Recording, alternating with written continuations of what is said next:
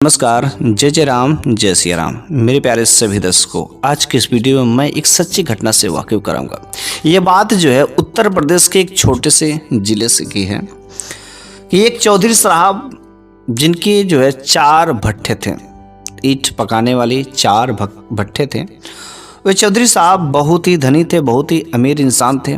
उनका जो है अगल बगल में काफ़ी रुतबा था, उनके नाम से लोग डरते थे और काफ़ी उनका जो है दूर दूर तक जो नाम चर्चित था। लेकिन उनका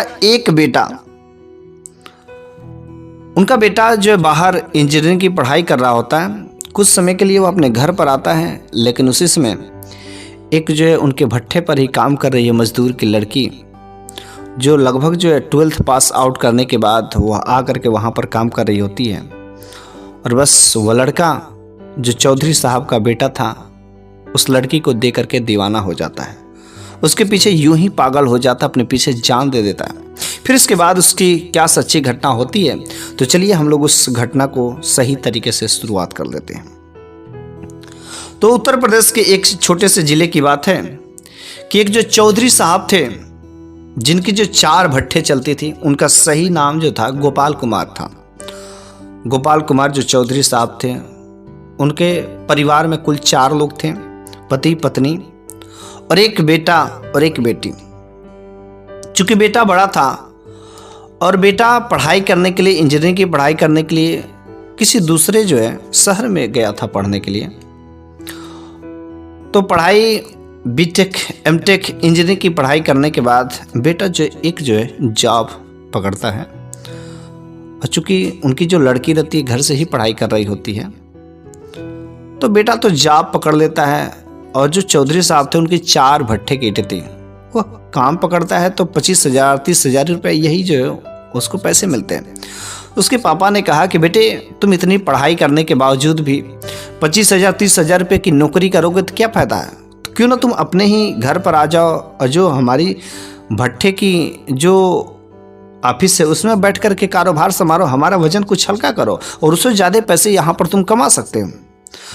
वो लड़का जिस बेटे का नाम था सोनू जो है वहाँ का जॉब छोड़ करके अपने घर पर चला आता है और अपने पिता के कहने के अनुसार जो है एक जो भट्ठे के किनारे साइड में एक जो ऑफिस भी बना था, उस ऑफिस में वो बैठ करके काम करता। उसके पिता ने समझा दिया मुंशी को कि मेरे बेटे को जो भी काम कैसे क्या करना है सब चीज़ को अच्छे से बता देना। मुंशी ने हामी भर दी और वह बेटा भाई मालिक का बेटा था। लोग जैसे ही उसको देखते तो लोग नमस्कार करते। घर में किसी भी चीज़ की खाने पीने की तो कोई कमी नहीं रहती थी। दिन भर जो है इधर रहो, शाम को मस्त घर में एसी रूम सब चीज़ का व्यवस्था था, 4 पहिया गाड़ी, किसी चीज़ का कोई जो दुख परेशानी कष्ट नहीं थे। जब रास्ते से गुजरता था तो लोग उसको सलाम करते थे, मालिक का बेटा आ गया, मालिक का बेटा आ गया। लेकिन उसी बीच जो है उसी में एक मजदूर काम करता था जो उनके भट्ठे पर जो 15 सालों से काम करता था। और उस मजदूर की एक बेटी जिसका जो नाम सोनम था, वह लड़की जो है 12th पास आउट करने के बाद जो है डायरेक्ट अपने माता पिता के पास ही रहने के लिए चली जाती है। बल्कि 12 तक तो अपनी एक मासी थी जो शहर में रहती थी, उनके साथ में रहकर, उनके पास में रहकर के पढ़ाई की। लेकिन उसके बाद जो है इनके माता पिता का पढ़ाई करने की क्षमता नहीं थी, जिसकी वजह से वो लड़की अपने माता पिता के पास उस भट्ठी पर जो है रहने लगती है। सारे के सारे भट्ठे के मजदूर झारखंड के रांची से बिलोंग करते थे, तो वह भी वहीं से बिलोंग करती थी और वे लोग वहाँ पर 15 सालों से काम करते थे। चूँकि उन लोगों को काफ़ी विश्वास था कि यहीं से मेरी रोजी रोटी चलती है। वो लड़की भी वहीं पर आकर के मजदूरी करने लगती है और वही ईंटों को पाथना, गीली मिट्टी को हाथों से लगा करके उसको अच्छे से गूँथना, फिर से सांचे में भरना, ऐसे जो गुड़ाई का काम होता है, अच्छे से गूँथने का काम होता है, बहुत ही वह लड़की जो है तन मन धन से करती थी। वो लड़की बहुत ही मेहनती थी और ये सारा का सारा काम चल ही रहा था कि उसी बीच जो है जो मालिक का बेटा था, चूँकि अब तो भट्ठे पर वही रहने लगा था, जिसका नाम जो सोनू था, वह सोनू जो मालिक का बेटा था, वह जो है वो जिधर मजदूर काम करते थे तो जो है फेरी करता था, चक्कर लगाता था, घूमता था। लेकिन घूमते घूमते अचानक उसकी दृष्टि जो है जो वह सुखदेव की लड़की सोनम थी उसके ऊपर नजर पड़ जाता है कि उस धूप में एक लड़की जो हाथों में मिट्टी लगाए हुए, पैरों में भी मिट्टी लगी है, लेकिन उसके चेहरे से क्या चमक झलक रही है, क्या कितनी खूबसूरत लड़की, और यह मजदूरी का काम कर रही है। ये सोनू उसको देख करके थोड़ा सा अचंभित होता है और मन ही मन सोचता है कितनी खूबसूरत लड़की, और वो यहाँ पर काम कर रही है। इसको तो यहाँ पर नहीं रहना चाहिए, बल्कि इसका तो जगह महलों में होना चाहिए। देखने से क्या खूबसूरती झलक रही है, उसके चेहरे से पसीना चू रहा था, गर्मी से, मेहनत से, लेकिन तो भी क्या गजब की खूबसूरती दिख रही है। ऐसा हुआ सोनू जो मालिक का बेटा था टकटकी लगा करके देखे जा रहा। तब तक जो है उसकी नज़र जो है, सोनम की भी नज़र जो है उस मालिक के बेटे पर पड़ती है और तुरंत जो दौड़ करके अपना जो दुपट्टा उठा करके ओढ़ लेती है और बस ऊपर नहीं देखती, शर्मा जाती है और अपने घर में चली जाती है। फिर से मालिक का बेटा चला जाता है। एक दिन हुआ, फिर से दूसरे दिन भी वो मालिक का बेटा वहां पर आता है और बैठ करके टकटकी लगा करके देखता है। हाथों में गीली मिट्टी लगा करके वो लड़की काफी मेहनत करती है। ईंटों को बनाने के लिए मिट्टी को गूंथ करके सांचे में भरती है, पसीने से छलक जाता है, लेकिन उसके मेहनत में 1% भी कमी उसको नहीं नजर आती है। और जो वह मालिक का बेटा था सोनू, उसको बस लगातार टकटकी लगाकर देखे ही जाता था। 2 दिन हुआ, 3 दिन हुआ, बार बार वहीं पर जाकर के देखता था। जो सोनम के माता पिता थे वो समझते थे कि मालिक का जो बेटा है आया है बस घूमने देखने, कौन काम कर रहा है कौन नहीं काम कर रहा है, जिसकी वजह से वे लोग बड़ी ही तन मन धन से काम कर रहे थे। लेकिन 3 दिन 4 दिन काम करने के बाद जब चौथे दिन जो मालिक का बेटा सोनू वहां पर जाता है तो वह लड़की वहां पर होती ही नहीं है। उसके पिता भी वहां पर नहीं होते हैं, उसके माता भी नहीं होती हैं। वहां पर जो काम कर रहे लोग रहते हैं उनसे वो पूछता है कि आखिर ये जो लड़की थी यहाँ पर जो लोग काम कर रहे थे आखिर वे लोग कहाँ गए। उन लोगों ने कहा मुझे तो नहीं पता है। वह बेचारा हर जगह ढूंढता है, अगल बगल सबसे पूछता है, लेकिन उसका कोई भी पता नहीं मिलता है। काफी वो निराश हो जाता है कि आखिर वो लड़की गई तो गई कहाँ। उसकी इतनी भी हिम्मत नहीं होती थी कि वह किसी से पूछे, मुंशी से लेकिन पूछा कि आखिर वो लड़की गई तो गई कहाँ। मुंशी ने कहा मुझे नहीं पता है, हो सके कहीं गए होंगे, फिर से आ जाएंगे। और वो लगातार सोनू जो है 1 दिन हुआ, 2 दिन हुआ, 3 दिन हुआ, वह जाकर के वहां पर देखता और मन ही मन उदास रहता कि आखिर वह गई तो गई कहाँ। 1 सप्ताह हो जाते वो लड़की नहीं आती है, काफी उदास रहता था। 7 दिनों के बाद वह तो डेली वहां पर जाता ही था। 8वें दिन वह लड़की अचानक फिर से दिख जाती है, फिर से वही मिट्टी को गूंथते हुए, हाथों में मिट्टी लगे हुए। वह दौड़ करके सोनू जो है, जो मालिक का बेटा, पूरा अच्छे से कपड़े पहने हुए, खूब टाई बेल्ट लगाए हुए, सेठ जैसे दौड़े दौड़े उसके पास जाता है। चूंकि वह तो गीली मिट्टी, हाथों में गीले मिट्टी लगे हुए थे, उसके पास जाता है और कहते हैं, अपने आप को रोक नहीं पाता सोनू, और कहता कि तुम कहाँ चली गई थी? इतने दिन से रोज मैं तुमको देखता था, लेकिन तुम 7 दिनों में पिछले कहाँ चले गए थे? उसने कहा कि कहीं नहीं, तो मैं तो यहीं पर थी, शायद आपको दिखाई नहीं दे रहा होगा, मैं तो हमेशा यहीं पर थी, यहीं पर काम करते थे। और इस तरीके से दोनों लोगों में काफ़ी जो है बातचीत होती है। और वहीं पर जो है उसके माता पिता भी तब तक आ जाते हैं। सोनू जो है उसके माता पिता से कहते हैं कि आखिर ये जो लड़की है, जो आपकी बेटी है, इसका क्या नाम है? उन लोगों ने कहा कि मेरी बेटी का नाम सोनम है। उसने कहा आपकी लड़की वास्तव में बहुत मेहनती है, तब से मैं अधिकतर देखता हूँ ये कोई भी काम करती है तो बड़े ही मन से, और इसकी क्या चेहरे से खूब झलकती है। आपकी लड़की काफी सुंदर भी है। जैसे ये सब प्रोत्साहना उसकी बढ़ाई करते हैं, वो लड़की तुरंत जो है थोड़ी सी पढ़ी लिखी रहती है, वो बोलती है कि थैंक्स। जैसे ही वह इंग्लिश का शब्द सुन करके उसके माता पिता, सोनम के माता पिता जो सुखदेव, काफी खुशी होती है कि मेरी बच्ची जो है इंग्लिश बोल रही है। और जैसे ही वो थैंक्स बोलती है तो तुरंत सोनू समझ जाता है कि लग रहा है कुछ पढ़ी लिखी है। वहीं पर जो है उनके माता पिता से पूछती है, क्या आपकी बेटी कभी पढ़ी लिखी भी है, कुछ जानती भी है कि नहीं? उसने कहा हाँ, अच्छी खासी पढ़ी लिखी है, 12th पास आउट की है, अपने मासी के यहाँ पर रह करके पढ़ाई की है। उसने कहा साहब जी, उस लड़की ने कहा कि साहब जी, यदि आप कहें तो हम सब कुछ जो चीज़ पूछना हो पूछ लीजिए। उसने कहा कि क्या तुम इंग्लिश की किताब पढ़ना जानते हो? उसने कहा हाँ, थोड़ा बहुत इंग्लिश में भी बातें की। उसने कहा कि आखिर तुम जब 12th पास आउट की तो कौन सा सब्जेक्ट तुम्हारा सबसे इंटरेस्ट था? उसने कहा कि मैं मैथ से पास आउट हुई हूँ और मेरा मैथ में काफ़ी जो रुचि था कि मैथ में मेरा सबसे ज़्यादा मार्क है। कहिए तो मैं ईंट का क्षेत्रफल निकाल सकती हूँ, इस भट्ठे का जितना आपका एरिया सबका मैं क्षेत्रफल निकाल सकता हूँ, इस घर का क्षेत्रफल निकाल सकता हूँ, इस चिमनी का क्षेत्रफल निकाल सकता हूँ, जिसका बोलिए सबका क्षेत्रफल निकाल सकती हूँ। ये तो बहुत आम बात है। जब वो सेठ का लड़का सोनू इस बात को सुनता है तो काफ़ी चीज़ें भी पूछता है। कहता कि मैथ में तुमको कितना तक पहाड़ा याद है, टेबल याद है? वो लड़की बोलती मेरे को 100 तक पहाड़ा याद है। सोनू कहता है सबको 1 से 20 तक ही खास तरीके से याद है, तुमको 100 तक याद है?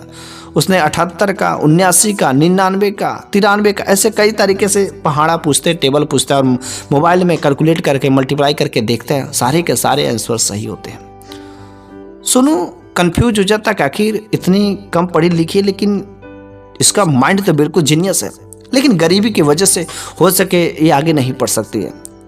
इस तरीके से जैसे भी हो आपकी लड़की जो है काफ़ी मेहनती है, काफ़ी जीनियस भी है, जो आप लोगों के समझ से परे है। और इस तरीके से जो है सोनू और जो है सोनम में जो बातें चीतें होने लगती हैं और बातचीत होते होते जो है दोनों में ही नज़दीकियाँ बढ़ना शुरू हो जाती है। अब तो ऐसा लगता है कि सोनू को भी जो पहले से ही पसंद करता था और सोनम जो मजदूर की लड़की थी उसको भी ऐसा लगने लगा कि मैं सोनू को देखे बिना जो है रह नहीं पाऊंगी। हमेशा वह साहब साहब किया करती थी और दोनों लोग कभी कभी बैठ करके बातें भी किया करते थे।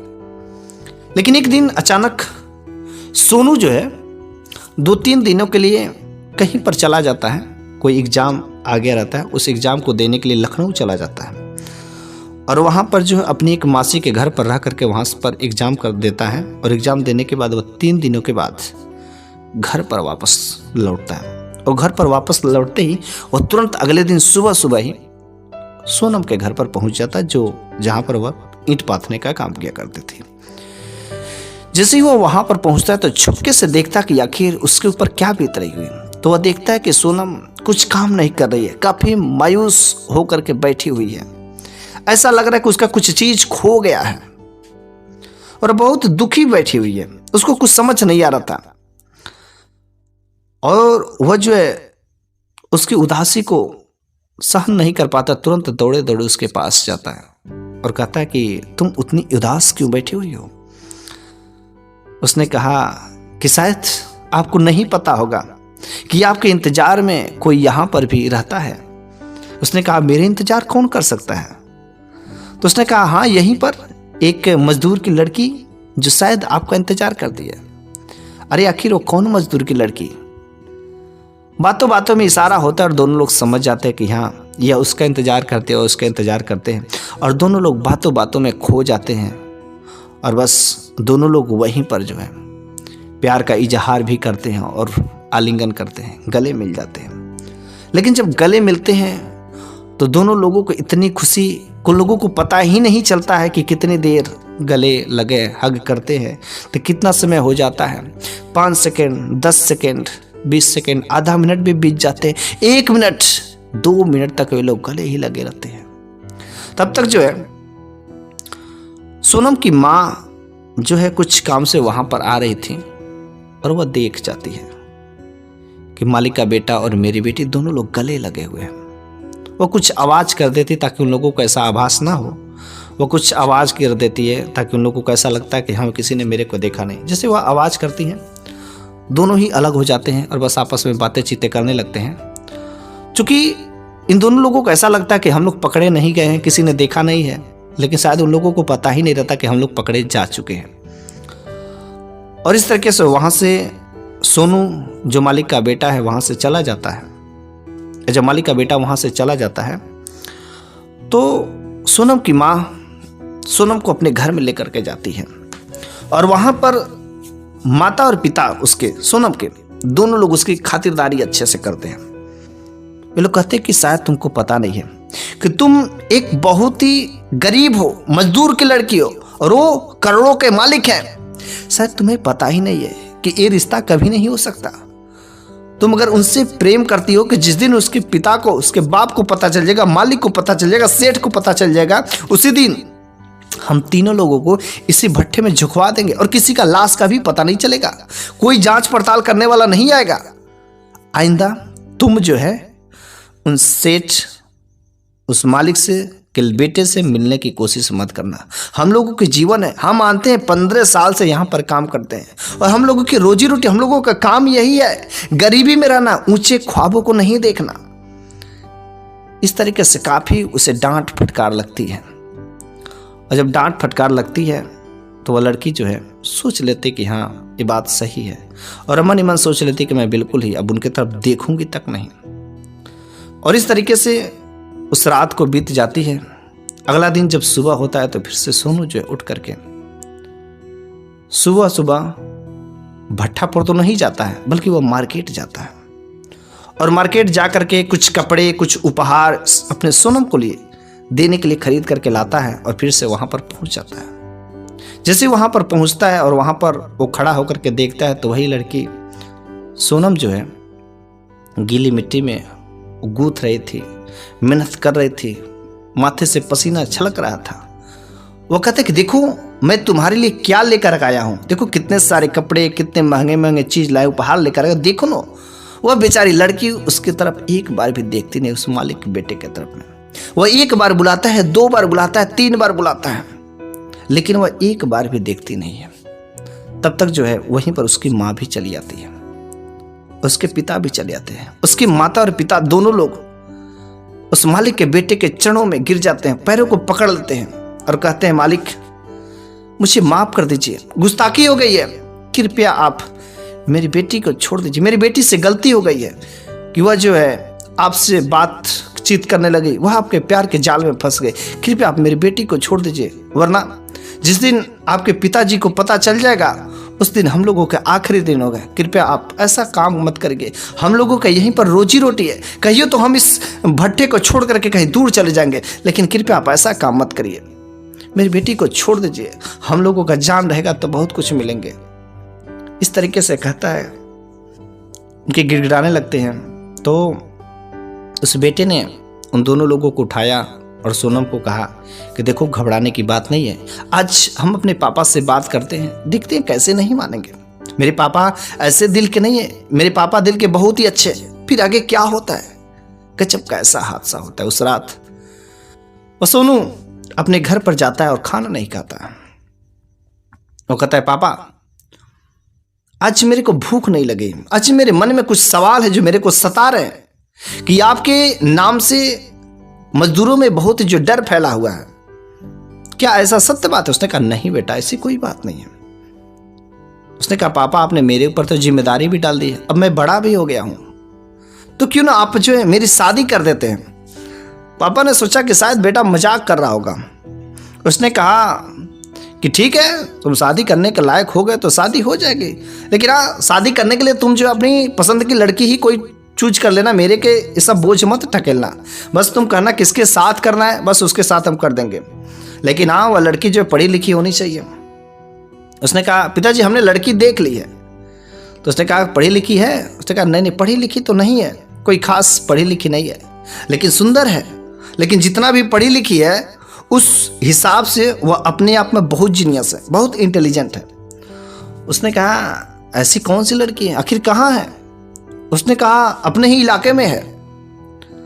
तो फिर से पापा ने कहा कि आखिर वह लड़की अपने ही इलाके में है तो कहाँ पर है? तो उसने कहा अरे हम लोगों के भट्ठे पर ही काम करती है। मालिक ने कहा भट्ठे पर काम करती है, ऐसी कौन सी है? तुमको मिली तो यही मिली। उधर जो अंदर उसकी माँ भी सुन रही थी। उसकी माँ ने कहा कि इसीलिए मैं कह रही थी कि बेटे को यहाँ पर मत लगाइए, बाहर रहता तो अच्छी लड़की को पसंद करता। देखिए आज भट्ठे की लड़की से जो मजदूरा है उसकी लड़की से विवाह करने के लिए कह रहा है, इसके मन को वो भाग गई है, उसने फंसा लिया मेरे बेटे को। मैं आपसे हमेशा कहती थी यहाँ पर मत लगाइए, यहाँ पर मत लगाइए। उसने कहा अरे प्रिय ज्यादा हल्ला नहीं, देख लेते हैं कैसा क्या मामला है, भले लड़की तो देख लो। उसने तुरंत जो है मालिक ने मुंशी को फोन लगाता है, रात्रि का समय रहता है, और मुंशी को कहता है कि इस नाम का सुखदेव का और उसके पत्नी, उसकी लड़की जो सोनम है, उसको यहाँ पर मेरे घर पर अभी लाओ। वह मुंशी जो है कुछ तो जानता नहीं कि क्या हुआ है क्या नहीं हुआ। रात्रि के समय में वह उसके घर पर जाता है और वह कहता कि चलो मालिक ने बुलाया। जैसे ही सोनम के माता और पिता जो है इस घटना को सुनते, तुरंत वह जो है मुंशी के पैरों में पकड़ करके गिर जाते हैं, मुझे बचा लीजिए, मुझे बचा लीजिए, मालिक मुझे मार देंगे। और मुंशी समझ नहीं पाता कि आखिर आप लोग मेरे साथ ऐसा क्यों गिड़गिड़ा रहे हैं, ऐसा आप लोगों ने क्या कारनामा किया है। वह सारा का सारा कारनामा बता देता है। मुंशी कहता कि इसमें तो मेरी भी गलती है, मैं तो मालिक के बेटे को कभी ध्यान से देखा ही नहीं कि मालिक के बेटे कौन कौन सा गुल खिला रहे किसके साथ में, बल्कि मालिक ने मेरे को कहा था, बल्कि आप लोगों को कुछ करने से पहले सबसे पहले मालिक मेरे को सजा देंगे, हो सके मेरे को नौकरी से निकाल देंगे, लेकिन मालिक ने अभी बुलाया है, अभी आपको चलना ही पड़ेगा। वो कहते कि नहीं, आप मेरे को यहाँ से दूर कहीं भेज दीजिए, हम लोग कभी नहीं यहाँ पर दिखेंगे नहीं, कृपया आप मुझे बचा लीजिए, आज मालिक हमें मार देंगे। लेकिन वह मुंशी कहता कि नहीं, हम है ना, हम वहाँ पर रहेंगे, हम आप लोगों के साथ में, ऐसा कुछ नहीं होने देंगे, बिल्कुल ही नहीं होगा, मैं आपकी जान को कुछ होने, आपका शरीर तक खरोच नहीं आने दूंगा। और इस तरीके से इतना विश्वास दिलाकर के वह मुंशी जो है सोनम और सोनम के मम्मी पापा को लेकर के मालिक के घर पर रात्रि 11 बजे के समय में आते हैं। काफ़ी जो उनके घर पर लाइट की चकाचौक थी, किसी प्रकार का कोई जो कमी नहीं था, ऐसा लग रहा था रात्रि के समय उसके घर पर, जो उनके घर पर बिल्कुल दिन का माहौल है। डरते डरते सोनम के मम्मी पापा वहां पर जाते हैं। तब तक जो है उसका पिता तुरंत जो मालिक के पैरों में गिर जाता है, कहता मालिक मुझे माफ कर दीजिए, मेरी बेटी से गलती हो गई है, मेरी बेटी से बहुत बड़ी गलती हो गई, मालिक आप माफ कर दीजिए, मैं यहाँ से चला जाऊंगा, दूर चला जाऊंगा, कभी अपनी बेटी को लेकर के फिर से यहाँ पर नहीं आऊंगा, मालिक मुझसे गलती हो गई। उसने कहा अरे सुखदेव, तुम खड़े तो हो, पहले यहाँ पर अच्छे से खड़े हो, पहले मेरी बात तो सुनो अच्छे से कि तुम्हारी लड़की यही है। उसने कहा हाँ मेरी लड़की यही है। फिर उसकी माँ को बुलाते हैं, कहते हैं कि अपनी माँ को बुलाओ। सुनन अपने माँ को बुला, कहा कि देखो ये लड़की कैसी है। उसने कहा कि लड़की तो सुंदर है। फिर उसने कहा कि जाओ अब तुम्हारा काम हो गया। फिर उसने कहा कि पापा इसमें मेरी गलती है कि मैंने ही सोनम को बार बार जाकर के देखता था, परेशान करता था, इसमें मेरी गलती है। इधर सोनम कहती कि नहीं मालिक, इसमें मेरी गलती है कि मैंने इनसे बात करना शुरू की, मैंने इनको जाल में फंसा। दोनों लोग आपस में पिता के सामने, मालिक के सामने जो है बहस कर रहे कि मेरी गलती है, मेरी गलती है। दोनों लोग अपनी अपनी गलती को ले रहे हैं, आप मुझे सजा दीजिए, आप मुझे सजा दीजिए। मालिक कहते अरे दोनों लोग पहले चुप तो हो जाओ। जब दोनों लोग इतने अच्छे हैं, आपस में प्यार करते, मुझे भी लड़की पसंद है, तो इसमें चिंता की क्या बात है, चलो हम तुम दोनों लोगों की शादी कर देते हैं। और इस तरीके से वह दोनों लोगों की शादी हो जाती है। और वह जो है भट्टे का मजदूर रहता है, मालिक से कोट को चरणों में गिर करके धन्यवाद करता है कि मालिक आपने मेरी बच्ची को माफ़ कर दिया और अपने घर का बहू बना लिया।